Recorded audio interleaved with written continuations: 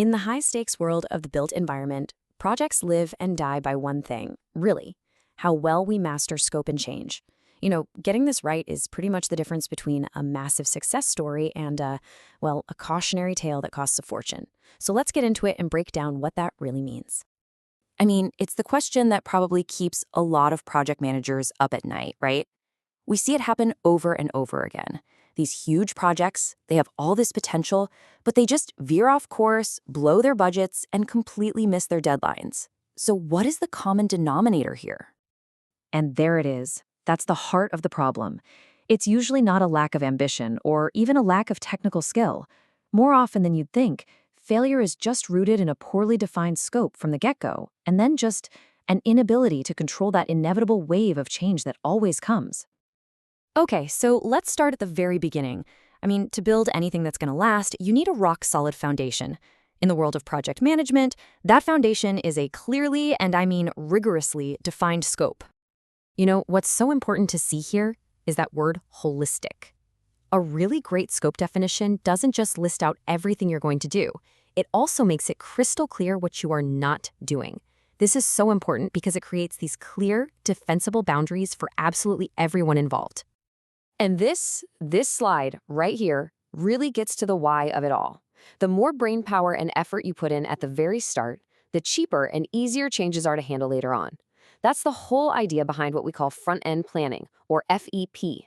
It's not just extra paperwork, it is one of the single smartest investments you can make in your project's success. Okay, but how do you know if your scope is any good while you're in that planning phase? Well, you measure it. That's where something like the PDRI comes in. It's a fantastic tool that lets teams literally score how complete their scope is before they even think about detailed design. It helps you find those risks when they're still cheap and easy to fix. So once your scope is set, the next battle begins, defending it against what I like to call the silent project killer, scope creep. And it is absolutely vital to understand the difference between a properly managed change and, total chaos. This slide just lays it out perfectly. On the left, you've got a scope change. It's formal, it's controlled, it's a professional adjustment that everyone agrees to. But on the right, you have scope creep. It's the polar opposite.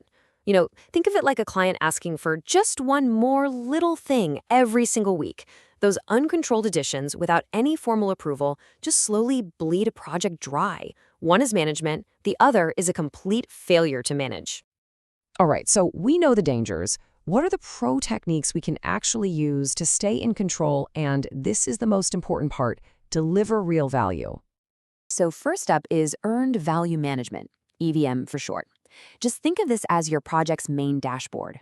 It pulls together scope, schedule, and cost all into one baseline, which gives you total transparency. It doesn't just tell you where you are today, it tells you where you're headed.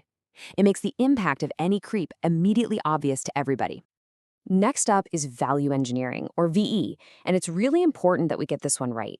A lot of people think VE is just about slashing costs, but it's not. It's a creative problem-solving approach that's all about achieving the project's essential functions in the most efficient way you can, without ever sacrificing the client's main goals. Let's just let that sink in for a second. This, right here, is the point that really separates the amateurs from the professionals. True value engineering is about optimizing value, not just chopping the budget. It's about finding smarter, better ways to deliver the function and performance that's actually required. And that naturally leads us to a really innovative approach, target value delivery. See, instead of designing something and then figuring out how much it's going to cost, TVD completely flips the script. It sets a target cost first, and then the entire team has to design the project to meet that target. Cost becomes a guide for the design, not a nasty surprise at the end. Of course, let's be realistic. No matter how perfectly we plan, change is going to happen. It's inevitable in the built environment. So the key isn't to try and prevent all change, but to manage it with a clear, professional, and standardized process. And this is what that process looks like. It starts with identifying a potential change, then you move to the critical step, evaluating its impact on everything: cost, schedule, quality. Only after that do you submit a formal change order for approval. If it gets the green light, it's implemented and documented like crazy. Trust me, following these steps isn't about bureaucracy. It's about control. It's how you manage change without letting it manage you. So, how is all of this evolving? Well, like with pretty much everything else, technology is a massive game changer. It's giving us these powerful new tools to manage scope and change way more effectively than we ever could before. Just look at this toolkit we have now. BIM creates this incredible digital twin of the project, so we can see the impacts of a change before we even make it. We have drones giving us real-time progress updates. Data analytics helps us spot trends and predict problems. And with VR and AR, stakeholders can literally walk through the design. All of this together gives us a level of collaboration and foresight that was basically science fiction just a decade ago. And that really brings us to our final and most crucial point. All of these practices, from front-end planning and PDRI to EVM and structured change management, they aren't just nice-to-haves. No way. They are the fundamental discipline of project management. They are what separates the successful, iconic projects from the ones that just become really expensive lessons in what not to do. So as we wrap up, I want to leave you with this one question to think about for your own work. Take a really hard, honest look at your projects. Is your scope a clear and powerful blueprint for success, or is it slowly, silently becoming a victim of creep?